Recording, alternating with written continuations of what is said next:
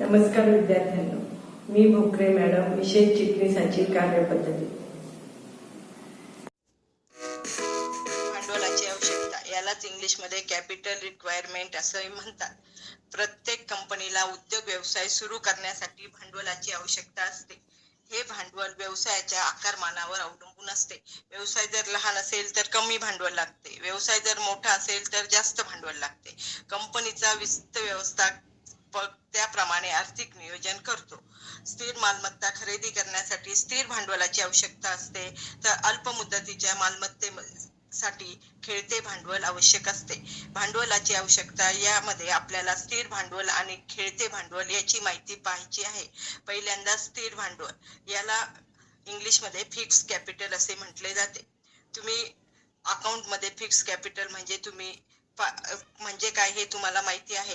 कायमस्वरूपी किंवा दीर्घ कालावधीसाठी वापरली जाणारी तसेच विक्रीच्या उद्देशाने न घेतलेली मालमत्ता खरेदी करण्यासाठी जे भांडवल वापरले जाते त्याला स्थिर भांडवल असे म्हणतात.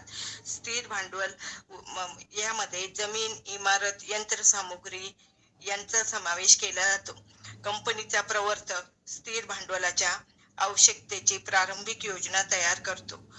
थोडक्यात स्थिर भांडवल म्हणजे स्थिर संपत्ती किंवा स्थिर मालमत्ता यांच्यात गुंतवलेला निधी.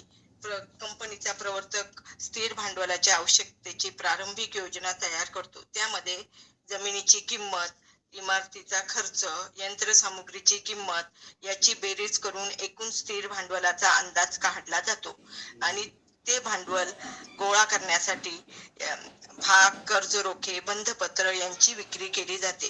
तसेच आवश्यकता वाटल्यास कर्ज घेतले जाते. कर्ज घेताना ते दीर्घ मुदतीचे घेतले जाते. दीर्घ मुदतीचे कर्ज हे मोठ्या रकमेचे असते व त्यावरील व्याजदरही कमी असते. स्थिर भांडवलाची आवश्यकतेवर परिणाम करणारे घटक पुढील प्रमाणे आहेत. आतापर्यंत आपण स्थिर भांडवल म्हणजे काय हे बघितले. स्थिर भांडवल म्हणजे स्थिर संपत्ती किंवा स्थिर मालमत्ता यांच्यात गुंतवलेले भांडवल. स्थिर भांडवलावर जे घटक परिणाम करतात ते पुढील प्रमाणे आहे. त्यामध्ये पहिला पॉइंट व्यवसायाचे स्वरूप. उद्योग व्यवसायात स्थिर मालमत्ता खरेदी करण्यासाठी मोठ्या प्रमाणावर निधीची आवश्यकता असते, परंतु खरेदी विक्री व्यवसाय असेल तर मोठ्या प्रमाणात निधीची आवश्यकता नसते. म्हणजे व्यवसायाच्या स्वरूपावर स्थिर भांडवल अवलंबून असते.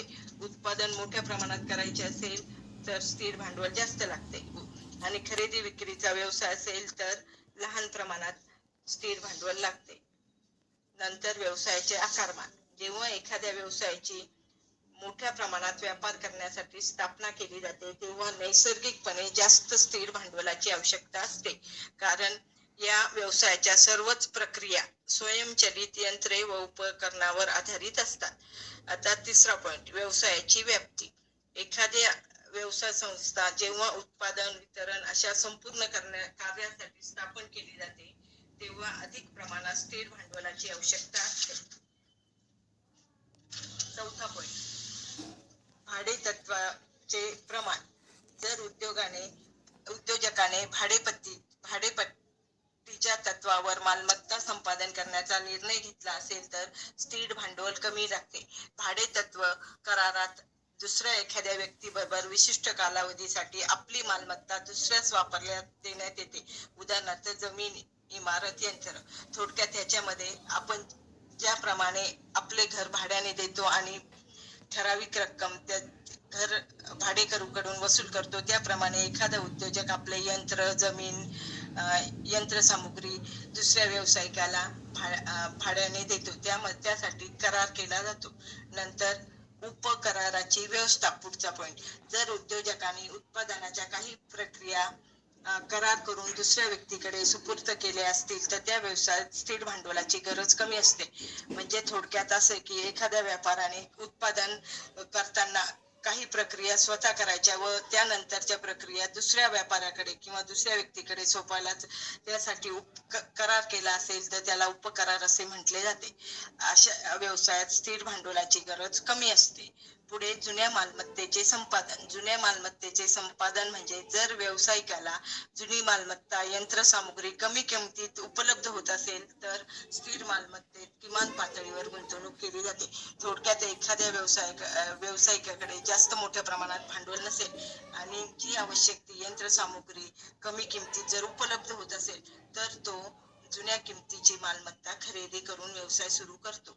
पुढचं, सवलतीच्या दरात मालमत्ता संपादन करणे. यामध्ये सरकार ग्रामीण भागाचा औद्योगिक विकासाला चालना देण्यासाठी सवलतीच्या दरात जमीन, बांधकाम साहित्य उपलब्ध करून देतो. त्यामुळे स्थिर मालमत्तेची आवश्यकता कमी असते. थोडक्यात ग्रामीण भागामध्ये औद्योगिक विकास मोठ्या प्रमाणावर होण्यासाठी गव्हर्नमेंटच्या किंवा सरकारच्या ज्या योजना असतात त्यामध्ये तो सरकार जमीन किंवा बांधकाम साहित्य कमी दरामध्ये उपलब्ध करून देते आणि त्याचा व्याजदरही कमी असतो. त्यामुळे ग्रामीण भागाचा औद्योगिक विकास होण्यास मदत होते. आंतरराष्ट्रीय स्थिती. आंतरराष्ट्रीय पातळीवर व्यवसाय करणाऱ्या संस्थांमध्ये हा घटक महत्वाचा आहे.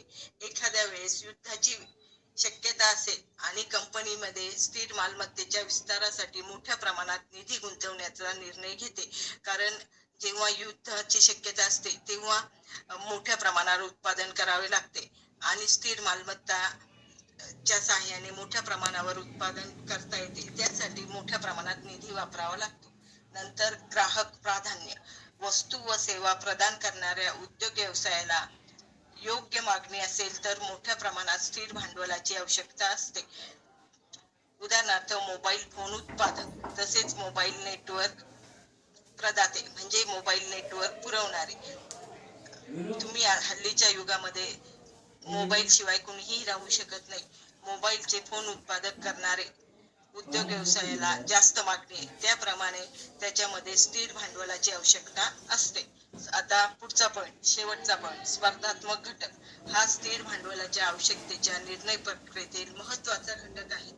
बाजारामध्ये एखाद्या व्यावसायिकाने स्वयंचलित यंत्रणा राबवण्यास सुरुवात केली आणि त्याच प्रकारच्या व्यवसायात असणाऱ्या दुसऱ्या व्यक्तीने स्वयंचलित यंत्राची अनुकरण करून उत्पादन सुरू केले तर त्याच स्पर्धेमध्ये तो व्यावसायिक टिकू शकला पाहिजे, त्याला त्याचा फायदा घेता आला पाहिजे.